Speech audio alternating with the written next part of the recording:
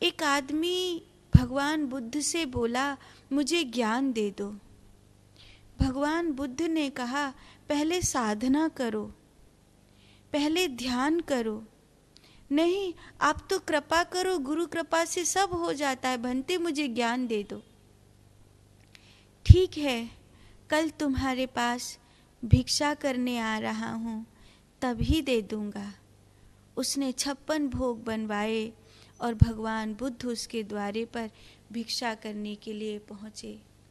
भगवान बुद्ध का पात्र, भगवान बुद्ध ने कहा, इसी में भिक्षा दे दीजिए। पर भंते, ये मैला है, लाइए, मैं इसे स्वच्छ करके लाता हूँ, फिर आपको इसमें ये देखो कितनी स्वादिष्ट खीर बनाई है। सब प्रकार के उत्तम भाव इस खीर में मौजूद हैं। ये इस पात्र में बेकार हो जाएगी, ये किसी के पाने योग्य नहीं रहेगी। भंते, मैं इस पात्र को स्वच्छ करके लाता हूँ। नहीं, तुम इसी में डाल दो, मैं पा लूँगा। कैसे पाएंगे आचार्य? ये पात्र मैला है, सब भोजन बेकार हो जाएगा। एक क्षण लगेगा, मैं अभी स्वच्छ करके लाता हूँ। तो भगवान बुद्ध ने कहा, अगर तू अपना साधारण सा भोजन इस मैले पात्र में नहीं डाल सकता, तो मैं ज्ञान कैसे तुम्हारे भीतर डाल दूं, जबकि पात्र मैला है। पात्र स्वच्छ करना होगा। पात्र स्वच्छ कैसे होगा? पात्र स्वच्छ होगा नाम जप से। खूब नाम जप करो, स्मरण करो। कोई नाम भगवान का पुकारने की सामर्थ्य नहीं समझ में आ रही है कि मैं भगवान का नाम लूं, क्योंकि नाम लेने का अर्थ है उसको पुकारना, उसको निरंतर याद करना, निरंतर उसको पुकारना, निरंतर उसको याद करना। तो बार बार मैं कैसे उसका नाम लूं? जब नहीं समझ में आए तो फिर कहना, हरि शरणम हरि शरणम हरि शरणम। हे हरि, मैं तुम्हारी शरण हूँ। हे हरि, मैं तुम्हारी शरण हूँ। शरणागति, केवल और केवल शरणागति। क्योंकि मैं आपके नाम को लेने में भी अपनी पात्रता को निम्न समझ रहा हूँ। नहीं ले पाता, नहीं ले सकती मैं तुम्हारा नाम। नहीं है मेरी इतनी सामर्थ्य कि मैं तुम्हारा नाम लूं। हरि शरणम हरि शरणम हरि शरणम। हे हरि, मैं तुम्हारी शरण हूँ, मैं तुम्हारी शरण हूँ। बार बार प्रभु को ये याद दिलाना कि मैं तुम्हारी शरण हूँ, मैं तुम्हारी शरण हूँ, मैं तुम्हारी शरण हूँ। कबहू तो दीन दयाल के भनक पड़ेगी कान, कभी न कभी तो उसके कानों में भनक पड़ेगी, कभी न कभी तो उसको समझ में आएगा कि कोई मेरी शरण में पड़ा है, कोई मेरे द्वारे पर पड़ा है, कोई मेरे चरणों में पड़ा है। कभी तो उनकी नज़र, एक कृपा भरी नज़र मेरे ऊपर आएगी। ये प्रारंभ है, ये प्रारंभ है पात्र को तैयार करने का।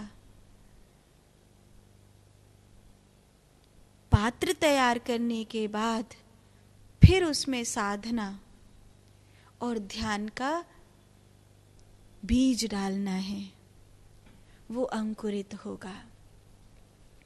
भूमि तैयार हो गई, किसान ऐसे ही बीज नहीं बिखेर देता, पहले हल चलाता है, भूमि को तैयार करता है, उसके बाद बीज बिखेरता है।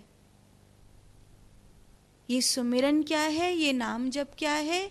ये तुम हल चला रहे हो, ये तुम तैयार कर रहे हो अपने हृदय रूपी मिट्टी को।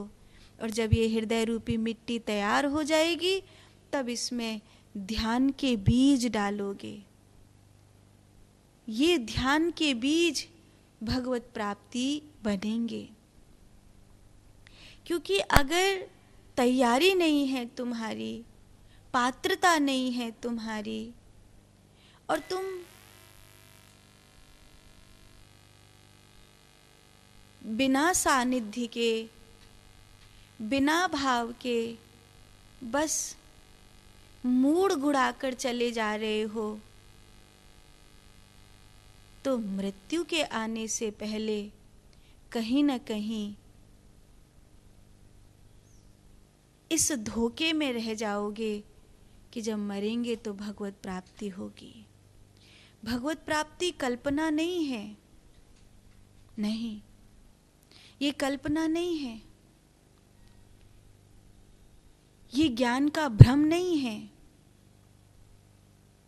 ये भक्ति की भावनाओं में बह जाने वाली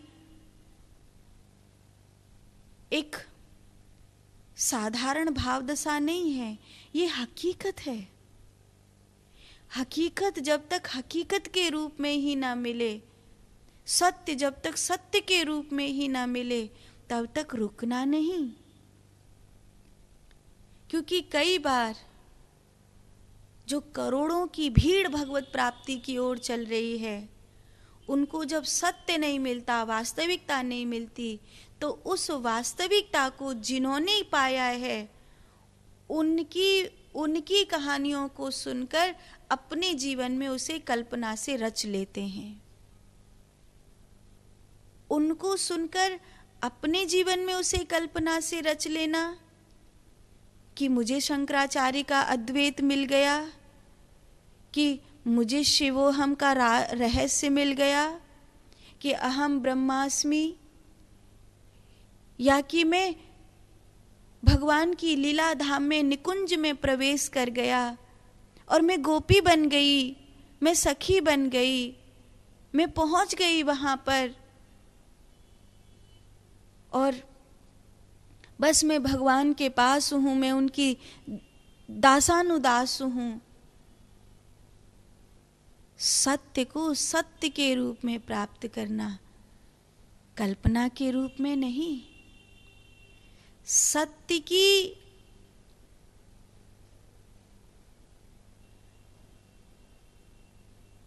प्राप्ति के लिए जो मोटिवेशन चाहिए, जो प्रेरणा चाहिए, उसके लिए कल्पनाएं अच्छी हैं, लेकिन सदा कल्पनाओं में ही रहना ये ठीक नहीं है।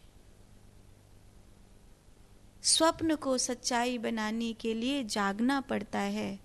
स्वप्न को स्वप्न ही बने रहने के लिए सोना जरूरी है। भगवत प्राप्ति के मार्ग पर आगे बढ़ रहे हो तो इन बातों का बहुत गहनता से ध्यान रखना, नहीं तो कहीं नक्कटाओं के पंथ में शामिल ना हो जाओ। क्योंकि यहाँ भीड़ भाग रही है और उस भीड़ को नहीं पता कि सही क्या है और गलत क्या है, सत्य क्या है और कल्पना क्या है, ज्ञान का भ्रम क्या है और ज्ञान क्या है, भक्ति क्या है और भक्ति की भावना क्या है।